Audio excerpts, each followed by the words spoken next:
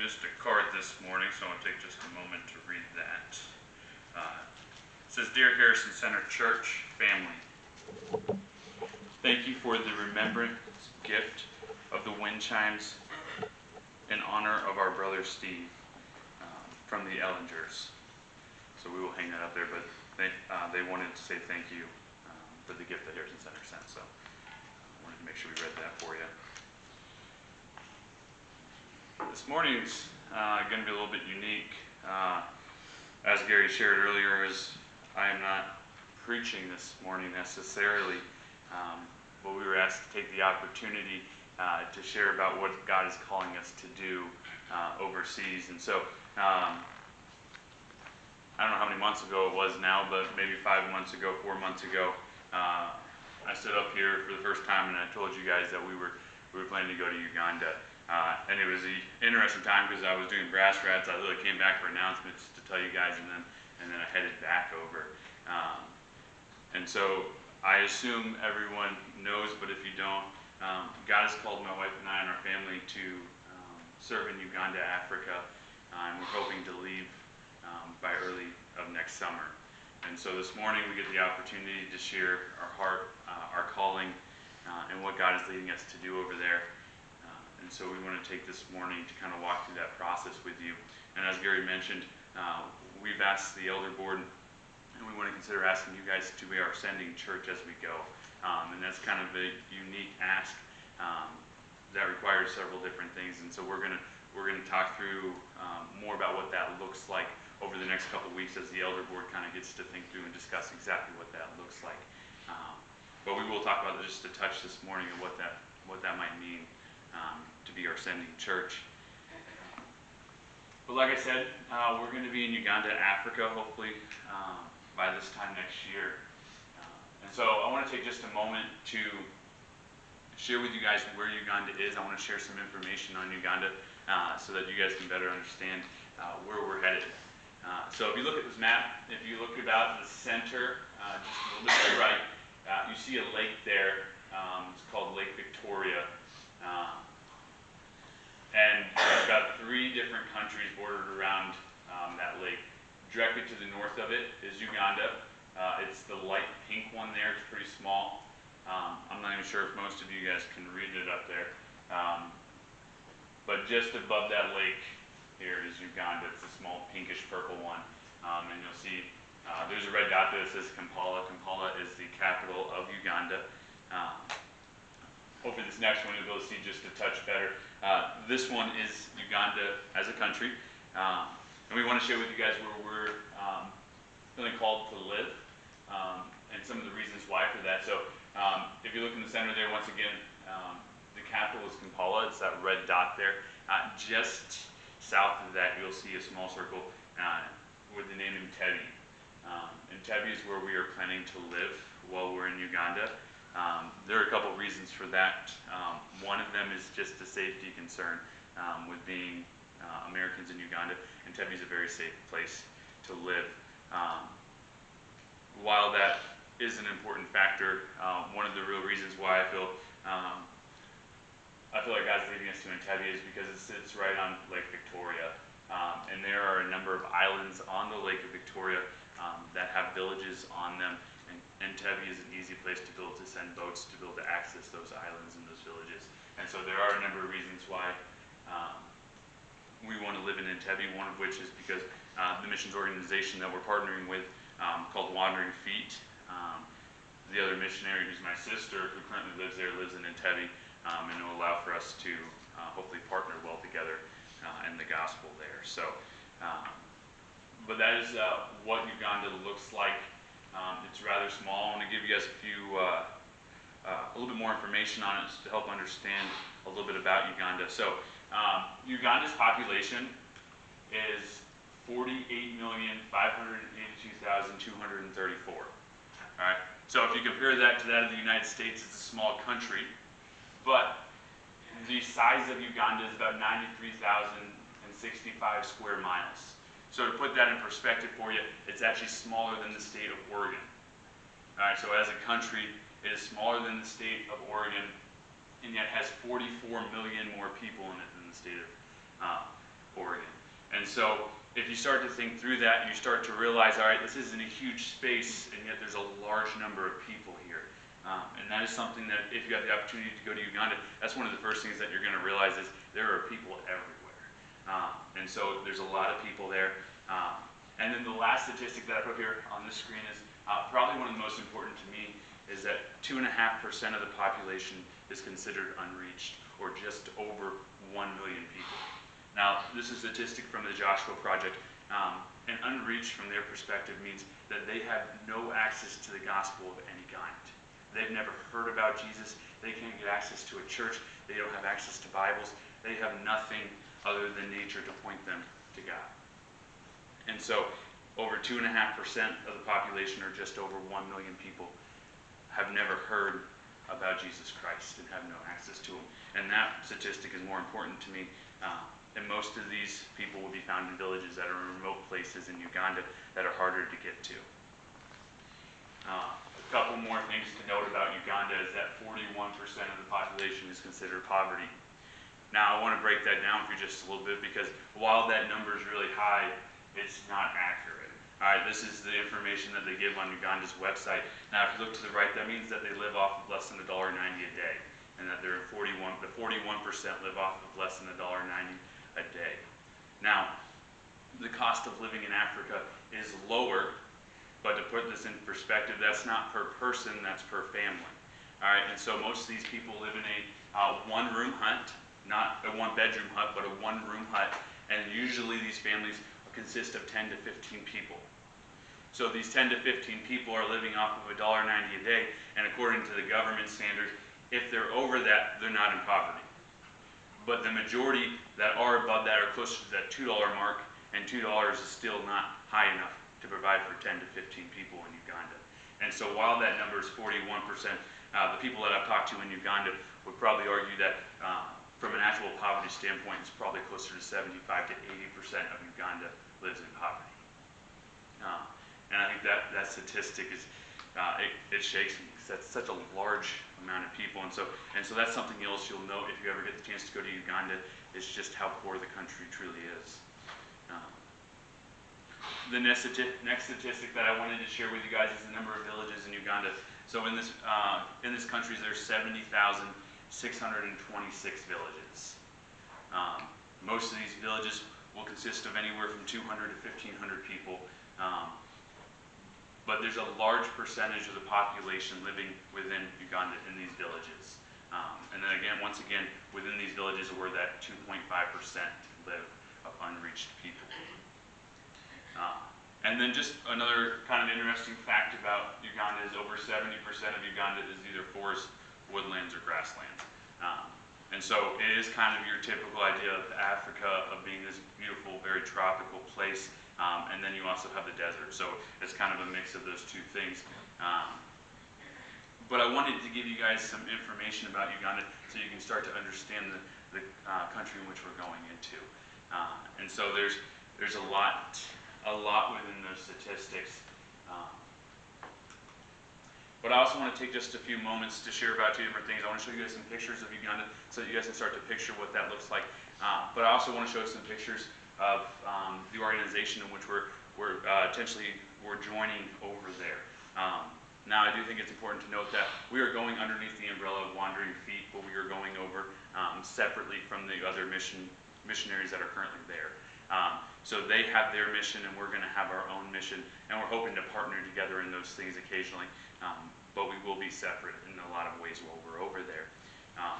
But if you look at the screen here, this is a picture off of the Nile River. The Nile River runs through Uganda.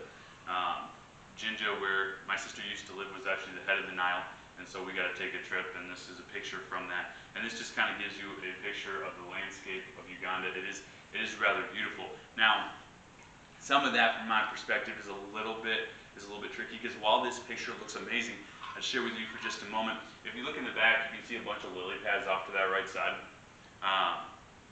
And while it looks amazing, to know the fact that there are thousands of green snakes in there, that if you fall into there, they will instantly kill you, it absolutely terrifies me. So it's beautiful, but it's also slightly scary at times. But also I put two pictures up there. Those are actually our niece and nephew. They're my sister's kids. And so on the left you have some Mambo, and on the right you have Pt1. We have actually not gotten the opportunity to meet them, so we're also excited to go over and be able to meet a new addition to our family.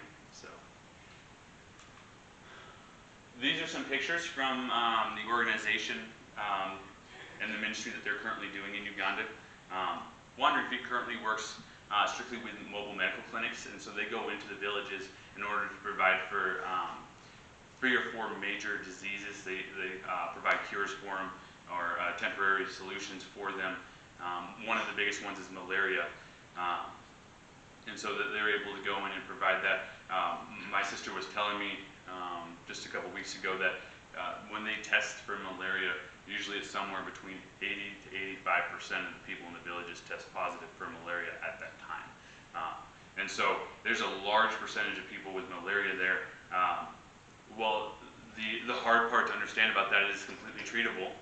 There is medicine, but none of them have access to it, and it's actually the #1 cause of death for children in Uganda is malaria, even though it's completely treatable. And so they go in and they provide for malaria and 3 or 4 other different diseases, and they provide treatment for it. And so these are some of the pictures of them doing this this clinic.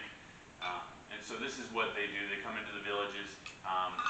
They use the mobile medical clinics in order to address people's physical need, but then they use that as an opportunity to share about the gospel and address the spiritual need as well. We see that in the Gospels, that Jesus had that approach to ministry a lot of the times. His main priority was addressing the spiritual needs, but that didn't stop him from addressing the physical needs as well. And so this is a great way to get into the villages and get people to come. So lots of times for their clinics, they have 800 to 1,000 people come to these clinics. And they've had tons and tons of people give their lives to Christ, which is amazing. And so the problem is, while they're doing these clinics and they're doing these amazing things, it kind of sets up the need in which why we were called to move to Uganda, and I want to talk about that here in just a moment. But if you look at the screen here, I do want to take just a moment to point out this guy here on the left. I have not found out this gentleman's name. All right. My sister, I think, told me it at one point. I am hoping and praying that I will get to know this young man very well. He is currently, hopefully, in the talks of partnering with me as we go over there and becoming a full-time staff of Wandering Feet on that side of the country, or that side of the U.S., or the world, sorry. This young man has biblical background training, and he's one of the guys that goes in and shares the gospel at these clinics. Now, I shared with you guys last week about some of the struggles and the issues being Christians in Uganda, and the culture, outweighs that of Christ. One of the things that really encouraged me about this young man is he has volunteered to help with all of these clinics, and every other person who goes along and helps with these clinics, whether they're pastors or they're medical professionals, they require compensation. In order for them to take their time to do it, they have to be paid. This young man refuses to be paid to do it. And that, to me, speaks to his heart about why he's doing it. And that's because he loves Jesus Christ. So I'm really encouraged by this young man, and I'm really hoping that we become close friends. And hopefully, there are a lot of things that are going to be challenging, stepping into a new culture. And I'm really hoping with having a partner who's native Ugandan, we'll be able to help kind of navigate some of those things, because there's a lot of things that, coming from an outside perspective, I won't understand and I won't know. And so hopefully having that partnership will really help. On the right there is the last clinic that they did. They were able to meet in a village. That's a school near one of the villages. And so they were able to meet there in order to do this clinic. And so I mentioned for just a moment the need. And so I want to talk on that. This is why we felt called to move to Uganda. So ministry organizations like Wandering Feet, they go in and they do evangelizing, and they share the gospel with these individuals, which is amazing. And yet, at the end of the weekend or however long they're there, they then leave and go back to where they're from. And for the majority, if not all, of these new believers, it would be a several hour, if not day walk to get to a church. All right? So they don't have access to just walk to a church or go to a church, and they don't have vehicles in order to transport themselves. And the majority, if not all of them, don't have Bibles. And so literally they're converted to Christianity, and then these organizations have to pull out, and then they're just left there without anyone to give them instruction or the scriptures even to help them walk through what that means. And so a lot of these new converts, I would assume, I don't know what God is doing in their hearts, but I would assume a lot of them are not able to continue that relationship because they just don't understand what that looks like. And so this is the need in which was brought to our attention 8 or 9 months ago, because when wandering feet pulled out of these villages, they're like, we don't have the resources and we don't have the ability to continue the next steps for them. And so this is where we originally felt the call and the pull to start going to Uganda, is we wanted to start to address that need. And so that would move to how we felt called. And so we felt that God was calling us to address this need. I find it kind of interesting that I actually went to Grace College originally for intercultural studies because I wanted to do missions work. God brought Bree into my life, and it was very clear that Bree was not going to be able to go into missions overseas. And so after we started to pursue this relationship, and I felt like God was calling us to be together, I decided to step away from the intercultural studies department because I knew I couldn't ask that of her at this point. And so moving to Uganda was never in my mind or even a thought 8 months ago. And so because of the fact that I knew that Bree probably couldn't, and I knew that it would take God moving in her life in order to make that happen. And so I don't know if it was 6 months ago or now, Bree on the drive to Fort Wayne one day was just like, hey, God's calling us to move to Uganda. And I've been thinking about this for 2 or 3 months now. And the reason why she's been thinking about it for 2 or 3 months is because if you know me, if I felt God call me to move to Uganda, I'd want to do it tomorrow.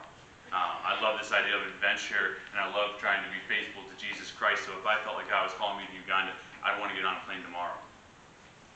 Bree is not that way, and I think there's wisdom in that for sure. Amen. And so thankfully, God has brought us together and helped balance this out a little bit. But she had spent 2 to 3 months at that point praying and thinking about it on her own, because she knew if she brought it to me, I would run with it. And so God did an amazing thing in her heart, worked on her heart, and now she felt the calling first to go to Uganda. And so on the way to Fort Wayne one day, she's like, hey, I've been praying and thinking about this for 2 to 3 months now. And she said, I feel like God is calling us to go to Uganda. And so at that point, once again, I was like, all right, let's go tomorrow. But then we spent time praying, we spent time thinking about it before we actually fully committed to moving to Uganda and pursuing this call. I want to take just a moment to kind of look at what that calling looks like. That is how God called us into it. This is what we believe He's calling us to. And so we want to address that need. We want to be able to go into these villages. We want to plant churches or discipleship programs to be able to bring the gospel to them, since they can't leave to get it. Like I said before, there are over 70,000 villages in Uganda that need access to the gospel, and our goal and what we're being called to is to bring that to them. And so there's a number of ways in which we want to do that, and how we feel like God is leading us to do that at this point. So this is kind of our plan as we are moving forward. It's when we get there, we want to make connections in these villages. I'm a firm believer in any discipleship program or any kind of ministry that the relationship's the most important part. And so we want to start going into these villages and getting to know people. We want to build these connections with the villages. And then kind of the first step after that is I want to start discipling other young men, be in a genuine relationship with Jesus Christ, to understand what that means, to put God before the culture like we talked about last week. And I want to partner with these young men as they grow in their faith, as we grow in our faith, in order to start accomplishing the goal of planting house churches or discipleship programs in the villages. But we also want to get Bibles into their hands. I think this is going to be a major part of our ministries, because there's 70,000 villages in Uganda, plus we can't on our own get into 70,000 villages. It's just not going to happen. But one way that we can provide at least one step in the right direction is to be able to get Bibles into their hands. And so one of the major parts of our ministry and what we want to do is we want to get Bibles and we want to be able to distribute them into the villages. I think this is going to be a huge part of the ministry. And so we want to get these Bibles into their hands, but then as many of these villages as we can, we want to start house churches and we want to start discipleship training programs in order to help them walk through what it looks like.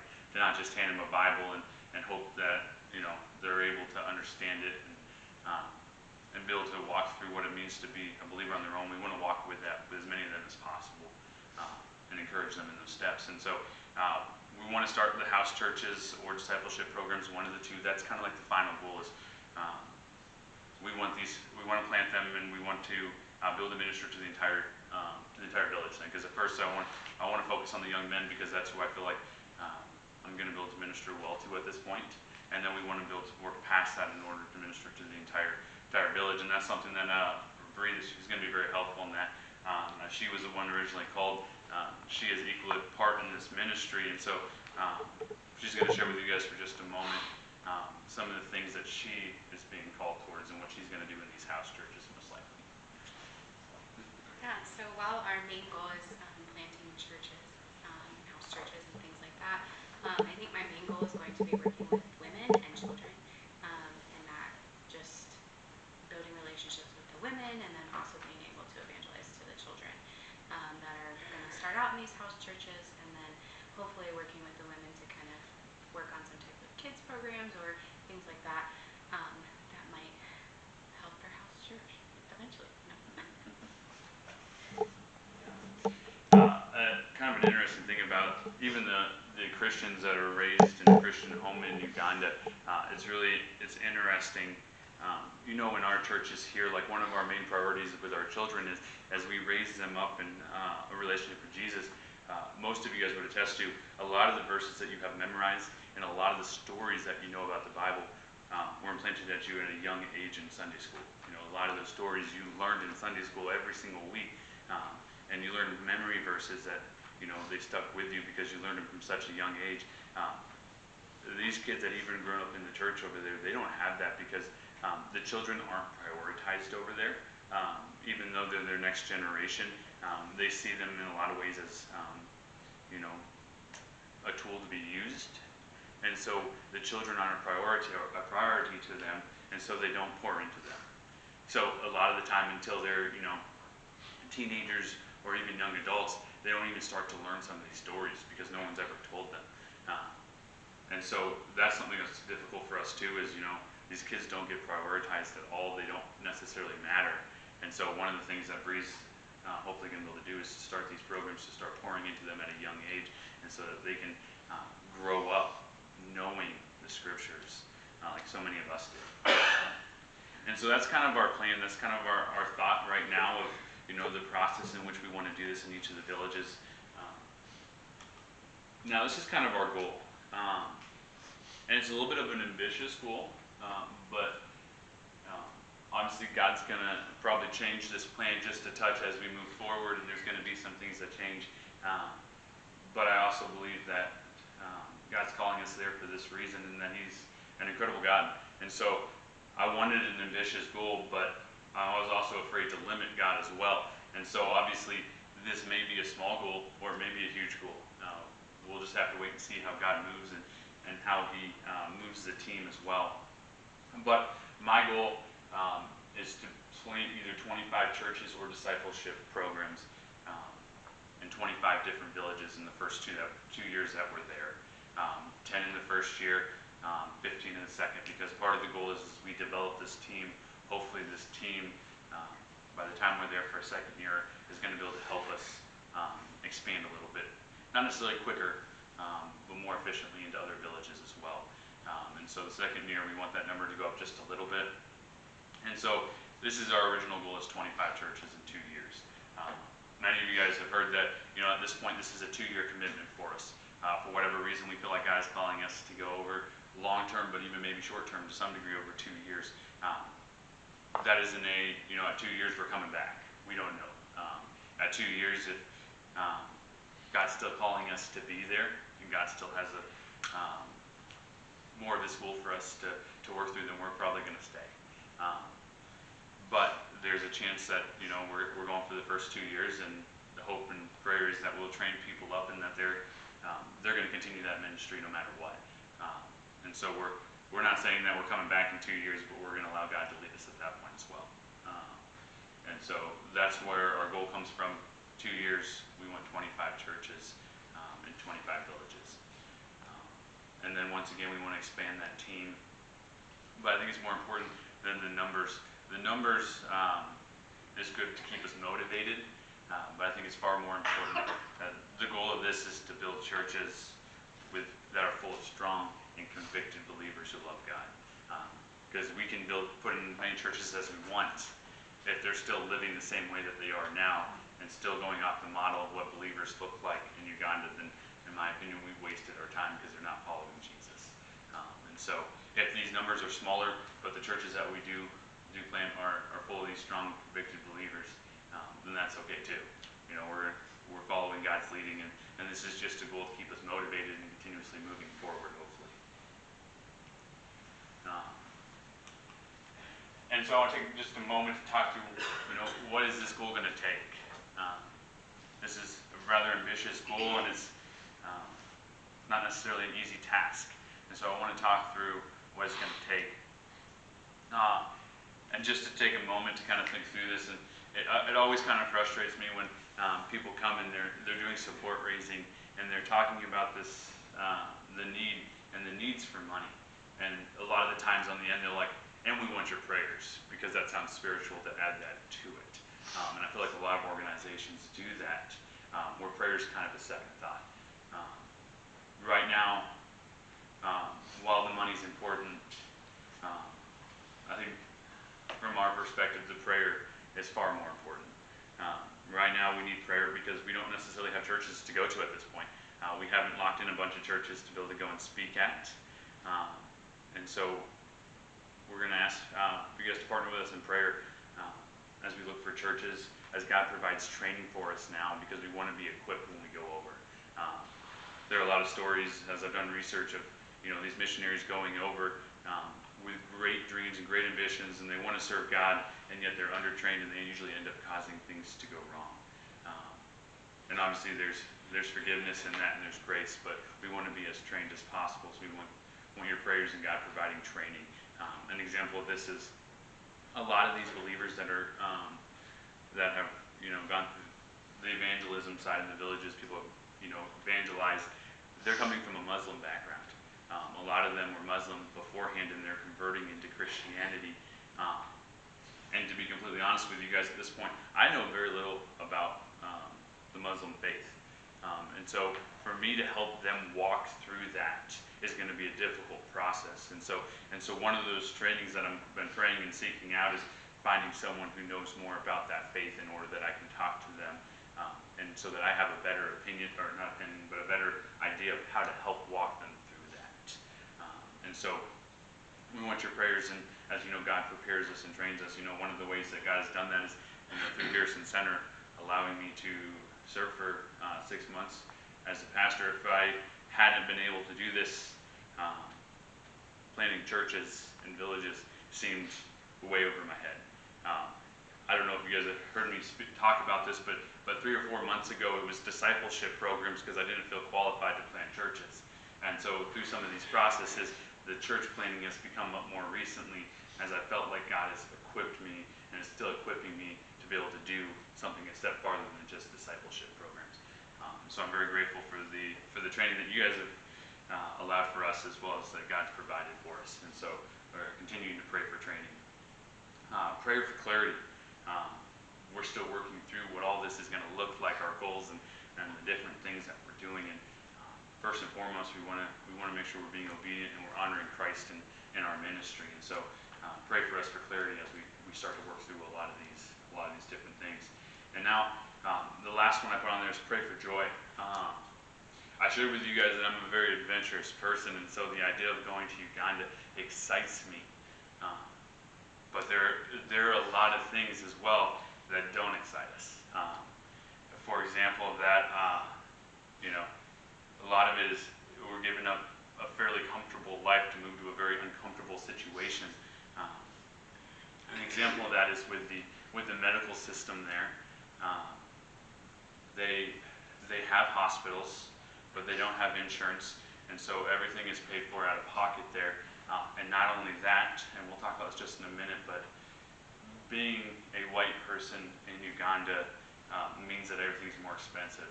And so if something major happens to one of our two children at the time, that they have to go to the hospital, in order for them to see us, they expect 6 to 7 times the normal amount up front. They won't even see them until we've presented that money to them. And so there is definitely some scary things about, taking our two children there. There's the aspect of trusting in God, but also knowing that we have to have money set aside for that, because if anything major happens, it has to be there, or else, something major could happen to our children. So this idea of joy, we talked about a while back, of joy being, happiness is because of your situation, joy is in spite of your situation. And so we want to go with joy, the joy of Christ, and we want people to be able to see that joy even when things are tough. And so we ask you prayers for that. I talked about, those green snakes within the lily pads there. Uganda's home to some of the most deadly snakes in the world, one of which is like the king cobra. And I know I joke a lot about, being scared of snakes, but even to a whole different level, they terrify me. And so that is one of the biggest struggles for me moving to Uganda is, like, if I was to actually see a king cobra, like, I don't know what I would do. Like, the actual fear that comes over me even just thinking about it is crazy. And so there's definitely a level of trusting in God in that. But we ask for prayer for joy, because some of this is going to be difficult. A lot of it's going to be hard. And if you guys have your Bibles, I was actually going to take us to one passage this morning that has become definitely a life passage for me, and something that I think applies well to this. So if you have your Bibles and are willing to turn, we're going to turn to Matthew chapter 16.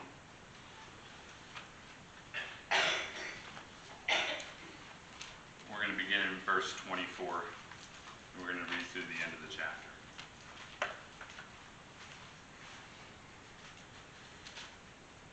It says, "Then Jesus told his disciples, 'If anyone would come after me, let him deny himself and take up his cross and follow me. For whoever would save his life will lose it, but whoever loses his life for my sake will find it. For what will it profit a man if he gains the whole world and forfeits his soul? Or what shall a man give in return for his soul? For the Son of Man is going to come with his angels in the glory of the Father, and they will repay each person according to what he has done. Truly I say to you, there are some standing here who will not taste death until they see the Son of Man coming in his kingdom.'" This idea here of taking up your cross and following Jesus, Jesus is very clear throughout his ministry that if you follow Jesus, that it comes at a cost. Following Jesus isn't supposed to be easy. If it was easy and life's easy for you, then I would challenge you to look into your heart, and if you're actually following Jesus faithfully, because it's not supposed to be easy. God's going to provide for our needs. But the idea of taking up your cross, it's an imagery that points us to pain and to suffering. And Jesus is saying, if you're going to choose to follow me, it's accepting the pain and the suffering and following me anyways. And so this has been a very key life passage for me. But even more recently, as I've been thinking through some of these tougher things that come along with Uganda. My sister Erin's been there for 4.5 years, and while she's done amazing things, I believe, for the gospel, it has been by far the toughest 4.5 years of her life. And knowing that we're stepping into that, we ask that you pray for us for joy, because the circumstances aren't always going to be great, and we're fully aware of that. And so that's the main thing that I want to ask for you guys for this morning, is your prayers as we begin this process in those different areas. Some other areas in which it's going to take is connections and partnerships. One of those things is, we want to provide these Bibles to as many villagers as we can. And there are organizations that print Bibles in Uganda It's a little bit of a higher cost than it would be here, but we're hoping to build connections and partnership through them as we hopefully print Bibles in 6 to 1,000 at a time. That some of those costs will be lowered and things like that as we build those connections and those partnerships. Also in partnerships with other churches here in the States as we go and hopefully do fundraising with them, and we work through these partnerships of this idea of things might not always be easy, but when you think of the fact of there being 6 to a dozen churches here in the U.S. that are lifting us up in prayer, it makes things a lot easier knowing that we have believers and partnerships with churches who are praying for us and are trying to encourage us in this time. And then lastly, it's going to take a financial side. And this is always kind of the hard part, especially one of the things that we were a little nervous about when we started this process was we're literally going to churches, and one of the aspects is we've got to ask churches to help us financially and pretty much start asking people for money. One of the people that I talked to who has gone through this process is like, you'll get used to at some point asking people for money. It won't be uncomfortable anymore. I don't know if I want to get to that point. I think it is uncomfortable, and it's kind of an odd thing, but I also am fully aware that in order for this to happen, that God's going to need, or God will hopefully provide these finances as well. And I don't know if we're going to do this with all the churches that we go to, but because we're asking you to be our sending church, we want to be as open and honest with you guys as we can about the financial side of things. And so this is our budget. This is our monthly budget and our sending budget. We'll talk about the totals here in just a moment, but I do want to take just a second to walk through this and help you understand this, because a week and a half ago, I sat down with the goal of limiting this budget. With this last week's sermon being, I was convicted that we didn't need all these things to do the ministry of God, and I didn't want to be a poor example to those who are there, the natives that are there, who are going to see us. And as I sat down and I worked through this list, unfortunately due to inflation, the budget actually went up. And as I tried to eliminate things were going up still enough that the budget actually went just a touch up instead of down. But unfortunately, as I wrestled through this is kind of where it needs to be. And so we want to present this to you guys this morning. On the monthly budget side, first thing you'll see there is our house. So the house that we're looking to get as Americans for safety reasons, they're in compounds because as white people there, if we don't have security and we don't have a compound, in history of missionaries going there, people break into their house on a nightly basis, and it became a very serious problem. And so $500 is on the lowest end of that we could find that would still meet the requirements that we need. And so that's $500 a month. What's that? Oh yeah, that's with partnering with the other missionaries that are there. We'll live in the same compound, and that also helps us keep some of those costs down. And so this is actually splitting that monthly rate. So I explained a little bit last week that most of the missionaries there are paying roughly around $2,000 a month for a home. This is half that because we're splitting it, so it's about $1,000 home. But this also provides what they call guest quarters in order for if teams come that we can provide rooms for guest teams to come and stay at. And the rest of this electricity is $117. Those are set numbers. Water's $21. Phones are going to be really important because one of the necessities, or not the necessities, but one of the things that we had on this list originally that we decided wasn't a necessity was internet. Because of its cost there, we've decided that we can make do without internet in our house. But with these phones, we'll still have access to the internet through our cell phones, and then we'll have to go someplace in order to get Wi-Fi if we choose to do that. And so the phones are kind of important there at the $60 a month. That one's pretty set. Now, one that you guys probably look at and are really shocked by is the food one. That food budget's at $1,000 a month. Most of us here don't spend $1,000 a month on food. Unfortunately, if you think about Uganda, you think about how cheap it is to live there off of food and things like that. And while that's the case, most of these families are providing for their families off of $1.90 a day. we unfortunately can't eat the majority of the food that's there. Most of it, the way it's prepared, the way it's packaged, things like that, would make us either really sick or could possibly kill us. And so the majority of the food there we literally can't eat. And so under that same idea of being white people in America or in Uganda, it's the food that's safe to eat, they charge 5 to 6 times as much because they know who's eating it. And so in a lot of cases, it's actually going to be more expensive for us to eat there than it would be to eat here. The next one is also kind of probably an odd one is to have a house cleaner. We're hiring someone to come and clean our house for $55 a month. First question, and a great question, is why do you need someone to clean your house? And the answer to that is we don't. Unfortunately, it is culturally expected of us to do so, and if we don't hire someone to do that, we're going to start things off very poorly in our community. They're going to look at us very negatively because that's an expectation that they have. And so working through that is the first thing we want to do is offend our community when we get there. And we don't necessarily want to do that. So we have included in that in order to pay someone to clean our house. And what we're hoping there is that there'll be another connection, that we'll be able to talk to this individual and share Jesus with them if they don't know Jesus. But yeah, so that one's a cultural thing that we decided we can't necessarily avoid. Fuel at $710 a month, that's really high. So the average cost of gas per gallon there is between $5 and $6. So it's quite a bit higher than here. And a lot of these villages that we'll be trying to go to could be as many as 3 to 4 hours away. And so if we're doing those on a regular basis, in order to do the ministry well, the fuel